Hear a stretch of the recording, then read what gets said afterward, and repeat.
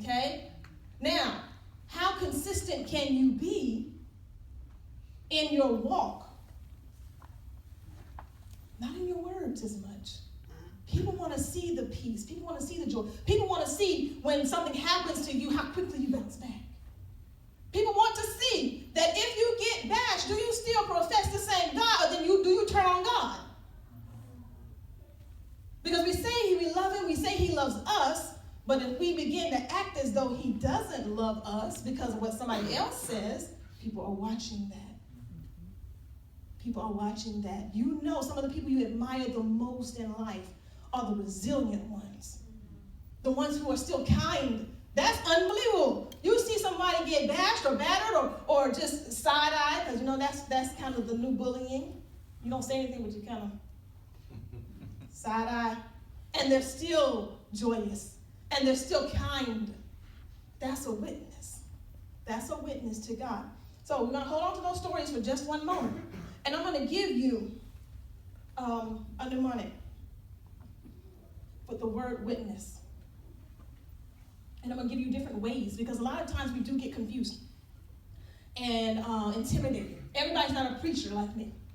So witnessing to someone isn't always, do you know the Lord?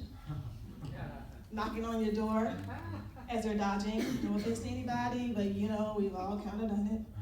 You see them coming down. I will not pick on anybody in particular, because a lot of different sects and denominations or whatever do it now. That's fine, but we all remember what it was like when you saw them coming. Shh, hush, be quiet. As if they did not hear the TV on just a minute ago. Your car is right there in the driveway. The kids are coming, and then the kids start coming down the stairs. Shut up!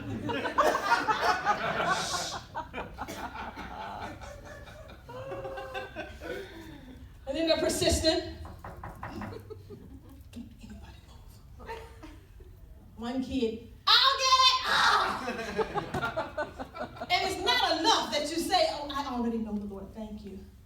I remember one of my, we have two campuses. One is in Augusta, Georgia, and the other one, our main campus is in Columbia, South Carolina. That's where we serve. And my campus pastor, she told me how, she said, I don't have that problem. She said they used to come by, but then as soon as I started putting rainbows on my truck, I guess they already thought, well, she's going to hell anyway, so why we've been wasting our time or whatever. She said, but I would welcome them. They should come to the door. We'd have a great conversation. But so witnessing isn't always going to someone and asking them, do you know the Lord? Okay, do you know the Lord? I want to give you some things to help you out. We're going to use the word witness and the first W. Well, excuse me, the only W. I'm not talking about. Y'all caught that too, didn't you? Uh-huh. Yeah, nobody's going to say anything, poor child. Witness. Just use that word as worship. Worship. By definition, worship. The feeling or expression of reverence and adoration for a deity. We know that the verb worship is to show that admiration. But beyond the verb, let's use the noun. To be an expression of adoration. Does that mean you walk around with your crosses on all the time and throwing oil and water on people and just, no. Are you a walking witness? Are you walking worship? Do I know just by watching you and seeing the smile on your face or seeing how you deal with things or watching you pray? I taught my son, he's 15 years old, and when he was in the 7th grade, he's in the 9th now, in the 7th grade, he was having issues with bullying. He had issues with bullying his whole life until he started taking boxing. No, all that changed. But in 7th grade, I remember visiting his school because he was having trouble with a bully. And so being the mom that I am, I'm just trying to tell you now. I used to make a joke when I was in my first 2 years of pastoring. I used to make this joke that I'm only 2 days saved. Only 2 days saved, I don't expect too much from me. And that was, of course, to make people feel comfortable. But I went to the school. And I don't know what they were expecting, because my son makes no, all he is known is the gay community. That's all he's known. We've always been very active in prides and parades and all kinds of stuff penetrating the community. So that's all he knows. And so he's very vocal. He's very vocal about his mom being a pastor, being a lesbian, and all this good stuff. So I don't know what they were expecting when I came in there, okay? So I came in, of course, not looking like what they expected, you know? So I'm walking in, and everybody's moving on, whatever. We sit down, and this is not about me. Didn't I just make it about me? No. But I'm sitting down at the lunch table with him, and when you have a parent visit, you don't sit with the class. You know, you have to sit kind of off at a special little table and everything.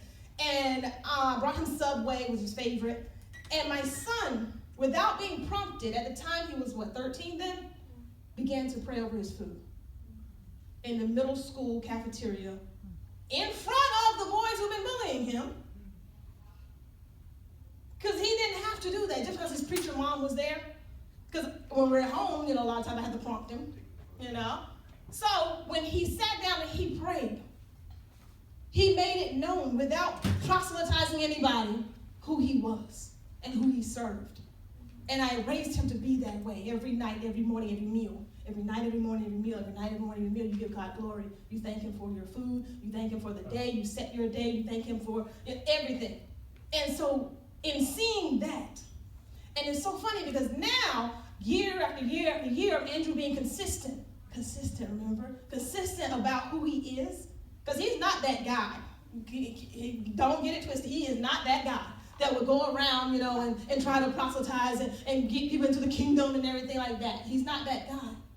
But now those seeds have been sown for so long, and Archie can tell you, he comes home and he talks about how he's got friends who come to him who are cutting, who come to him and want to talk to him because they are depressed or something. They're having family problems. He told us one time that they were experiencing family problems between their parents, maybe a divorce or just issues, and they come and talk to him.